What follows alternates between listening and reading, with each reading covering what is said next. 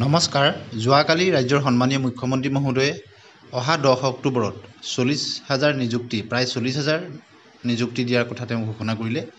গতিকে এতিয়ালৈকে প্ৰকাশ পোৱা বিজ্ঞাপন অনুসৰি তেওঁ এই তথ্য দিছে বুলি আমি অনুমান কৰিব পাৰোঁ। আপোনালোকে নিশ্চয় দেখিছে বৰ্তমানলৈকে কোনখিনি পদত বিজ্ঞাপন হৈছে। এটা কথা হ'ল যে প্ৰাথমিক পৰ্যায়ৰ যি 5,550টা আৰু 4,500 পদ, মুঠ 10,050টা পদ, তাত দুইখিনি পদৰে নিযুক্তি 10 অক্টোবৰত হ'ব নেকি, সেই বিষয়ে আমি আলোচনা কৰিম। আপোনালোকে নিশ্চয় দেখিছে কোন বিভাগত কিমান খালী আছে। তৃতীয় বৰ্গৰ কাৰণে 7,650টাৰ বিজ্ঞাপন প্ৰকাশ পালে, তাৰ কাম চলি আছে। চতুৰ্থ বৰ্গৰ কাৰণে 5,000 যি বিজ্ঞাপন প্ৰকাশ পাইছিলে তাৰো পৰীক্ষা হৈ গ'ল, কামখিনি আগবাঢ়ি আছে। ঠিক একেদৰে APSC পৰীক্ষাৰো প্ৰিলিমছ হৈ গৈছে। প্ৰাথমিক শিক্ষা বিভাগৰ যি 5,550টা পদৰ প্ৰথম পৰ্যায়ৰ ভেৰিফিকেশ্যন হৈ গৈছে। কিন্তু এতিয়া কথা হ'ল 4,500 পদৰ বিজ্ঞাপন প্ৰকাশ হ'ল, অনলাইন আবেদন হ'ল, কিন্তু এতিয়ালৈকে কোনো ভেৰিফিকেশ্যন হোৱা নাই।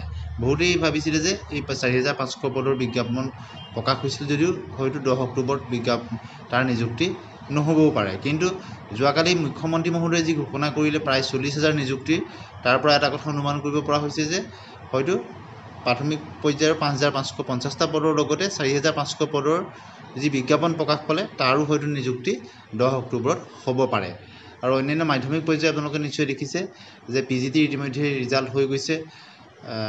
PGT ৰিজাল্ট ঘোষণা কৰিছে, ভেৰিফিকেশ্যন হৈ গৈছে। আৰু গ্ৰেজুৱেট টিচাৰৰ অহা 23 জুনত ৰিজাল্ট ঘোষণা কৰিব। গতিকে যি 9,717টা মাধ্যমিক শিক্ষা সঞ্চালকালয়ৰ যি শিক্ষকৰ PGT আৰু GT মিলাই শিক্ষক পদৰ তাৰো কাম চলি আছে। এনেদৰে মুঠ প্ৰায় 40,000 নিযুক্তিৰ কথা তেওঁ ঘোষণা কৰিছে। গতিকে এই 40,000 নিযুক্তিত আমি আলোচনা কৰিম যে LP আৰু UPৰ বিষয়ে বিশেষত, য'ত 5,550টা পদৰ বিজ্ঞাপন 2023 চনৰ ডিচেম্বৰ মাহতে প্ৰকাশ পাইছিল। আৰু প্ৰথম পৰ্যায়ৰ যি ECA ভেৰিফিকেশ্যনসমূহ হৈ গৈছে, এক্সট্ৰা কাৰিকুলাৰ এক্টিভিটি হওক বা অন্যান্য যিখিনি ভেৰিফিকেশ্যন হৈছে, আৰু জেনেৰেল ভেৰিফিকেশ্যন বৰ্তমানলৈকে যি ছেকেণ্ড পৰ্যায়ৰ ভেৰিফিকেশ্যনটো হোৱা নাই। গতিকে আশা কৰা হৈছে যে অতি সোনকালেই তাৰ কাৰণে নটিফিকেশ্যন প্ৰকাশ পাব। গতিকে 5,550টা পদৰ ভেৰিফিকেশ্যন হৈ যোৱাৰ পিছত তাৰ মেধা তালিকাসমূহ নিশ্চয় প্ৰকাশ পাব অতি সোনকালে, যিহেতু অক্টোবৰলৈ আৰু বেছি দিন নাই। তাৰ আগতে সকলোবিলাক provisional merit list, final merit list ওলাবলৈ বাকী আছে। কিন্তু 4,500 পদৰ ক্ষেত্ৰত বিজ্ঞাপন প্ৰকাশ হ'ল, অনলাইন আবেদন শেষ হ'ল, আৰু তাৰপিছত কিন্তু বৰ্তমানলৈকে কোনো ECA ভেৰিফিকেশ্যনেই হওক বা অন্যান্য ভেৰিফিকেশ্যনৰ এতিয়ালৈকে কাৰ্য চলা নাই। অৰ্থাৎ DW যদি দুইটা নিযুক্তি বা অসম চৰকাৰে একেলগে দিম বুলি ভাবিছে, এটা শৃংখলাবদ্ধ পদ্ধতিত নিশ্চয় আগবঢ়াই নিব। 5,550টা পদৰ যিহেতু ছেকেণ্ড পৰ্যায়ৰ ভেৰিফিকেশ্যন হ'বলৈ বাকী আছে, ছেকেণ্ড পৰ্যায়ৰ ভেৰিফিকেশ্যন হোৱাৰ পিছত তাৰ প্ৰভিজনেল মেৰিট লিষ্টবিলাক ওলাব, আৰু তেনেদৰে ফাইনেল মেৰিট লিষ্টবিলাক ওলাব। হয়তো ঠিক তাৰ প্ৰভিজনেল মেৰিট লিষ্ট ওলোৱাৰ পিছতেই যদি 4,500 পদৰ নিযুক্তিও 10 অক্টোবৰত হয়, তেতিয়াহ'লে পৰ্যায়ক্ৰমে 4,500 পদৰো ভেৰিফিকেশ্যনবিলাক আৰম্ভ হ'ব।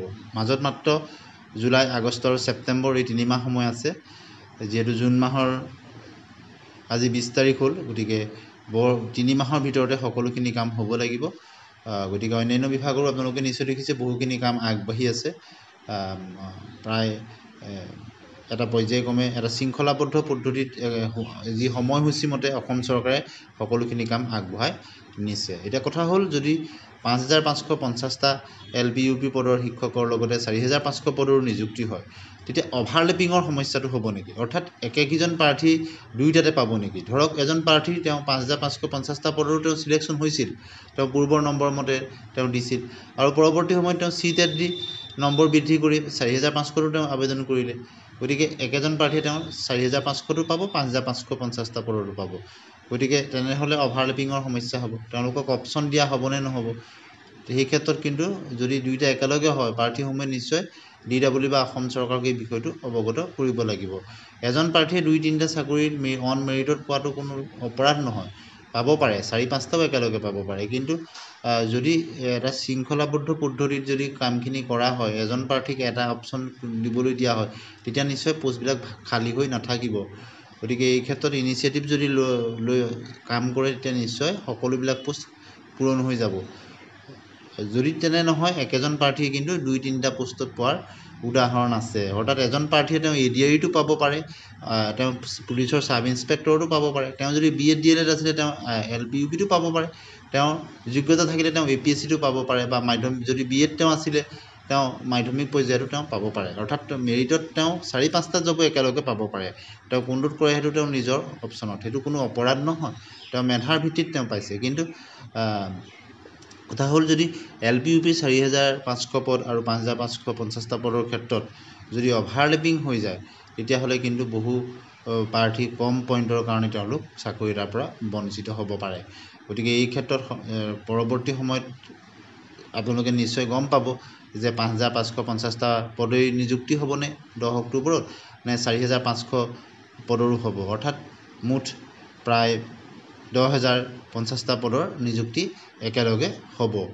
এতিয়ালৈকে কথাখিনি স্পষ্ট হোৱা নাই, কিয়নো 5,550টা পদৰে দ্বিতীয় পৰ্যায়ৰ ভেৰিফিকেশ্যন এতিয়ালৈকে হ'বলৈ বাকী আছে। কিন্তু আশা কৰা হৈছে যে যিহেতু মুখ্যমন্ত্ৰী মহোদয়ে ঘোষণা কৰিছে প্ৰায় 40,000 নিযুক্তি বুলি, গতিকে আমি তেওঁৰ মন্তব্যৰ পৰা এটা ইংগিত পাব পাৰোঁ যে DWE 5,550টা আৰু 4,500 দুইটা পদৰে সকলোখিনিৰে নিযুক্তি হয়তো 10 অক্টোবৰত হ'ব পাৰে, যদি প্ৰায় 40,000 কথাটো কোৱা হয়। আপোনালোকে ইয়াত দেখিলে কোনখিনি বিজ্ঞাপন আছে, মুঠ 40,000 কিমান পষ্ট হৈছে আপোনালোকে নিশ্চয় দেখা পালে। গতিকে সকলোখিনি নিযুক্তি সুকলমে হৈ গ'লে বহুখিনি পোষ্ট খালী হ'ব, পৰৱৰ্তী সময়ত আকৌ নিযুক্তি হ'ব, পুনৰ বিজ্ঞাপন ওলাব। কিন্তু এই যিসকল প্ৰাৰ্থী কম নম্বৰৰ কাৰণে যদি তেওঁলোক ৰৈ যায়, আৰু সেই ক্ষেত্ৰত যদি এজন প্ৰাৰ্থীয়ে এটাই জব পায়, LP ধৰি লওক তেওঁ 5,550টাটো পালে আৰু 4,500টো পালে, তেওঁক যদি এটা অপশ্যন দি দিয়া হয় যে আপুনি যিকোনো এটা অপশ্যন বাছক, তেতিয়াহ'লে তেওঁ যিকোনো এটাত কৰিব পাৰিব। ঠিক একেদৰে যদি তেওঁ ME আৰু LP দুইটাতে পাইছে, তেওঁ কোনোবা এটাকে যদি অপশ্যন তেওঁক ল'বলৈ দিয়া হয় যে আপুনি কোনটোত কৰিব, তেতিয়াহ'লে তেওঁৰ অপশ্যনটো যদি আহি যায় তেতিয়াহ'লে নিশ্চয় অন্য এজন প্ৰাৰ্থী সেই খালী হোৱা পষ্টটোত সোমাবলৈ সক্ষম হ'ব। গতিকে আমি আশা কৰিব পাৰোঁ অসম চৰকাৰে যি মেধাৰ ভিত্তিত নিযুক্তি দিছে, সেই স্বচ্ছভাৱে যি নিযুক্তি দিছে সেই প্ৰক্ৰিয়া ত্বৰান্বিত কৰি 1 লাখৰ নিযুক্তি পাৰ হৈছে। আৰু মুখ্যমন্ত্ৰী মহোদয়ে যোৱাকালি কৈছে যে প্ৰায় 1,60,000 নিযুক্তি 5 বছৰৰ ভিতৰত তেওঁ সম্পূৰ্ণ কৰাৰ লক্ষ্যৰে তেওঁ আগবাঢ়িছে, আৰু এতিয়ালৈকে 1,20,000ৰো অধিক নিযুক্তি দিয়া হৈছে। গতিকে বহুতেই বিশেষত আজি আমি মুখ্য আলোচনাৰ বিষয় হিচাপে এই প্ৰাথমিক পৰ্যায়ৰ যি 10,050টা পদৰ, য'ত 5,550টা পদৰ আৰু 4,500 পদৰ বিষয়ে আমি আলোচনা কৰিলোঁ।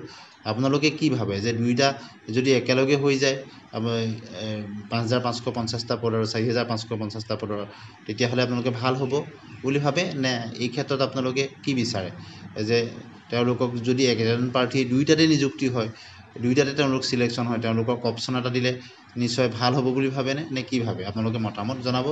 আৰু নিশ্চয় আশা কৰিব পাৰি যে শিক্ষা বিভাগেও এই কথাটো তেওঁলোকে নিশ্চয় বিবেচনা কৰি চাব। যদি এজন প্ৰাৰ্থী দুইটা এডভাৰটাইজমেণ্টতে যদি তেওঁলোক চিলেক্ট হয়, তেতিয়াহ'লে তেওঁলোকক এটা অপশ্যন দিলে নিশ্চয় ভাল হ'ব। তেওঁ নিজৰ অপশ্যন মতে তেওঁ পচন্দৰ জেগাত তেওঁ জইন কৰিব পাৰিব, আৰু তেতিয়া সেই যিটো পোষ্ট খালী হ'ব সেই পোষ্টত অন্য এজন প্ৰাৰ্থীয়ে তেওঁ নিযুক্তি পোৱাৰ সুযোগ পাব। গতিকে আমি এই যি মুখ্যমন্ত্ৰী মহোদয়ৰ ঘোষণাক লৈ আপোনালোকৰ আগত এই বিশেষত প্ৰাথমিক পৰ্যায়ৰ নিযুক্তিক লৈ কিছু কথা আগবঢ়ালোঁ। আপোনালোকে আপোনালোকৰ মতামত কমেণ্ট ছেকশ্যনত নিশ্চয় জনাব। আৰু অসম চৰকাৰৰ যি নিশা আৰু স্বচ্ছভাৱে যি তেওঁ নিযুক্তি প্ৰদান কৰিছে, 1 লাখৰ দেওনা পাৰ হৈ 1,20,000 হৈছে, আৰু এতিয়া গৈ আগন্তুক দিনত অক্টোবৰৰ 10 তাৰিখে যিটো দিব বুলি কৈছে 1,60,000 পাৰ হ'ব। গতিকে তাক সকলোৱে প্ৰশংসা কৰিছে আৰু এক আদৰণীয় পদক্ষেপ বুলি ক'ব লাগিব। গতিকে আজিলৈ আহোঁ, ধন্যবাদ।